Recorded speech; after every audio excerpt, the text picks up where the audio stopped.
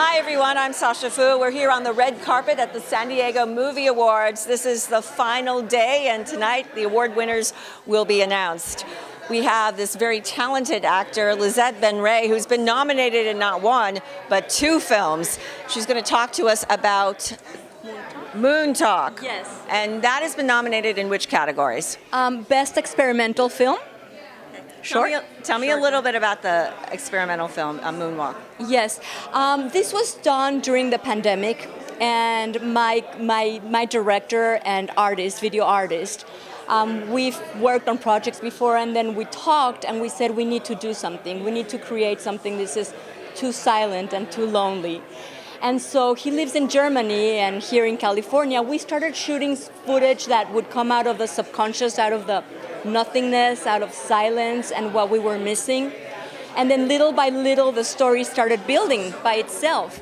And we said, what do we have? And we just have love, we have life, we have death, and we have the moon. It's very dreamlike. Very dreamlike, very another reality, science fiction, and very about what happens when you die and where do you go. And in this case, she's the moon. So this writer writes poetry to the moon and she comes to visit. Moontalk, right? And then it's Moontalk. Yes, I mispronounced, I said moonwalk. So guys, it's Moontalk, and that's very crucial because it is a dialogue between your character here on Earth, here coming down from the moon, Exactly. and the character on Earth. And the character on Earth, and then there's an explosion, which could be any kind of violence, any act of violence. And so she has to go away, and he stays searching for her, and then at the end she says, "Look up, I am the moon."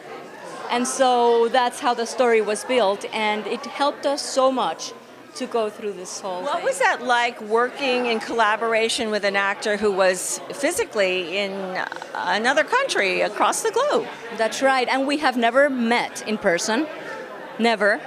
It's amazing. Yes, so it was, we had to use our imagination, period, and really feel like we were there with each other and just feel it and really believe it, believe what was happening. And it's amazing because he's such a great editor, and the way he edited looks like we're holding hands, like we're in the park together, and you believe it. So it's really understanding that there's no limit to the imagination, and it was very fascinating to work with him like that. This long distance collaboration, did that evolve because of the conditions from the pandemic?